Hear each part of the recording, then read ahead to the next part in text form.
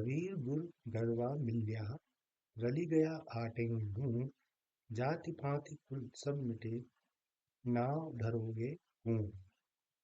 कहे कबीरा, दोहा 12वां है।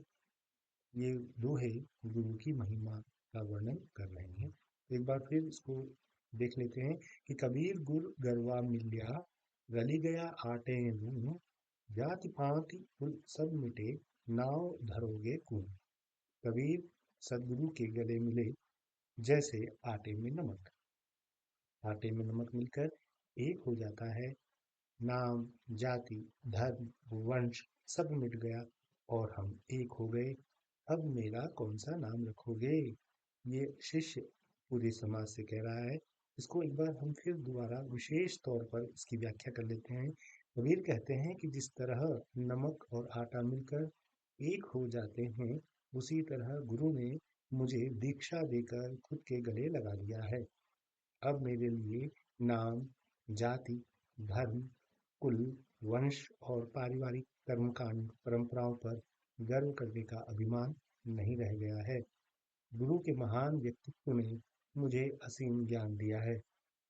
पहले मैं अपने नाम, जाति, धर्म, कुल, वंश पर बहुत इतराता था, लेकिन सदगुरु के सानिध्य में आकर मेरे विचार, कर्म और अनुभव में जो अज्ञान भरा था, वह गुरु ने गले लगाकर ज्ञान में बदल दिया है।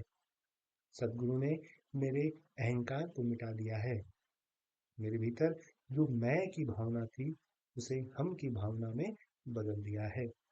कबीर कहते हैं, मेरे संकीर्ण मानसिकता जो मेरे अंदर थी, नाम, जाति, धर्म और कुल आदि की भावना से भरी हुई थी, वह अब गुरु के एकाकार भाव से बदल गई है।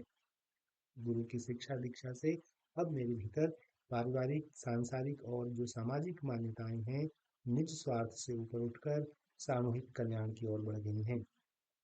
नाम, अनाम, सवर्ण, अवर्ण, गरीब, अमीर, छोटा, बड़ा, ये जो भाव हैं, ये भाव मेरे मन के मिट गए हैं और मैं अब मनुष्यता की भावना से भर गया हूँ।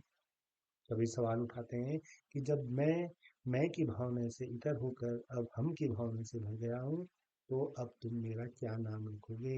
यानी मुझे किस नाम से पुकारोगे? किस जाति से पुकारोगे? किस धर्म से पुकारोगे?